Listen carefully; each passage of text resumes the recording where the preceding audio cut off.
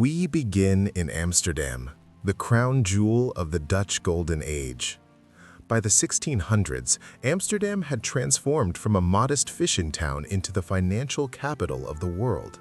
Its famous concentric canals, the Herengracht, Keizersgracht, and Prinsengracht, were not only beautiful, but carefully engineered symbols of wealth and order.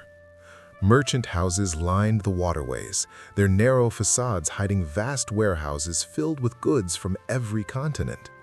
The air smells of spices, tobacco, and tar from shipyards. Barges glide silently beneath stone bridges, carrying cargo directly to private homes. At the heart of the city stands the Amsterdam Exchange Bank and the Stock Exchange, where fortunes rise and fall daily. This was capitalism in its earliest and most powerful form. We begin in Amsterdam, the crown jewel of the Dutch Golden Age. By the 1600s, Amsterdam had transformed from a modest fishing town into the financial capital of the world. Its famous concentric canals, the Herengracht, Keizersgracht, and Prinsengracht, were not only beautiful, but carefully engineered symbols of wealth and order. Merchant houses lined the waterways, their narrow facades hiding vast warehouses filled with goods from every continent. The air smells of spices, tobacco, and tar from shipyards. Barges glide silently beneath stone bridges, carrying cargo directly to private homes.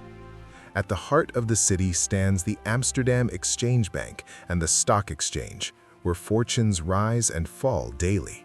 This was capitalism in its earliest and most powerful form.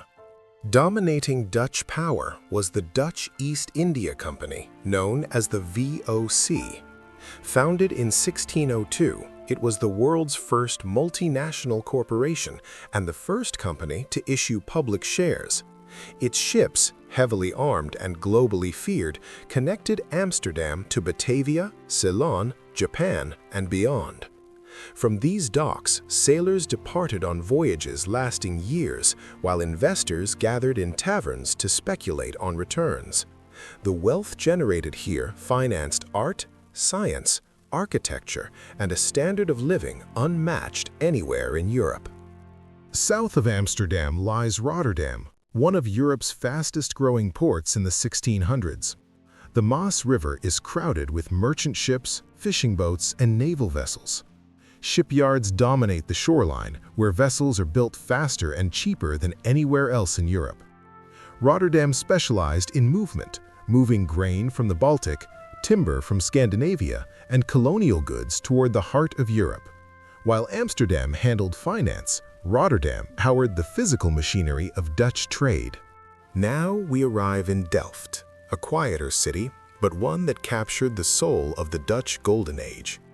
Its calm canals, brick houses, and sunlit streets would later be immortalized by painter Johannes Vermeer. Unlike grand royal cities, Delft reflects everyday life: women pouring milk, children playing near doorways, craftsmen working by windows. Here, prosperity expressed itself not through palaces, but through cleanliness, order, and domestic comfort. Delftware pottery, painted in blue and white, became famous across Europe, symbolizing Dutch taste and refinement. But the Dutch Golden Age was not only about wealth and beauty. It was also a society shaped by science, religion, inequality, and constant competition on the world stage. To understand the true cost and legacy of this golden era, we must continue deeper into Dutch life. We now arrive in Haarlem, one of the great cultural centers of the Dutch Golden Age. By the mid-1600s, this city had become a hub of art, textiles, and brewing. Its wide streets and orderly houses reflect a society built on discipline and productivity.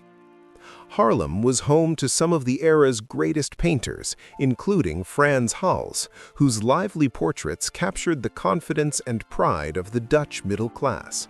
Unlike the aristocracies of Europe, Dutch wealth was displayed not in crowns, but in finely painted group portraits of merchants, guilds, and civic guards. From Haarlem, we traveled to Leiden, the intellectual heart of the Dutch Republic. Founded in 1575, Leiden University quickly became one of Europe's leading centers of learning. Scholars from across the continent came here to study medicine, astronomy, law, and philosophy. In these streets walked René Descartes, while scientists like Christian Huygens pushed the boundaries of physics and astronomy. The Dutch Republic offered something rare for the time: freedom of thought. Ideas banned elsewhere could be printed, debated, and developed here, helping to shape the modern scientific world. Everyday life in the Netherlands revolved around markets, churches, and the home. Public markets filled town squares with fish, cheese, vegetables, and textiles. Bargaining voices echoed across canals, while bells marked the rhythm of the day. Religion shaped Dutch society, but with unusual tolerance. While Calvinism dominated public life, Catholics, Jews, and other minorities were often allowed to worship quietly. This tolerance attracted skilled immigrants, merchants, printers, and artisans, further strengthening the Dutch economy. Yet beneath this prosperity lay deep contrasts. Alongside elegant canal houses were crowded alleyways, where laborers, sailors, and the poor struggled to survive. Wealth flowed through the Netherlands, but it did not reach everyone equally. Sailors faced brutal conditions at sea. Colonial wealth was built on exploitation, forced labor, and violence overseas. The beauty of the Dutch Golden Age came at a human cost, one often hidden behind paintings and prosperity. By the late 1600s, cracks began to appear. Wars with England and France drained resources.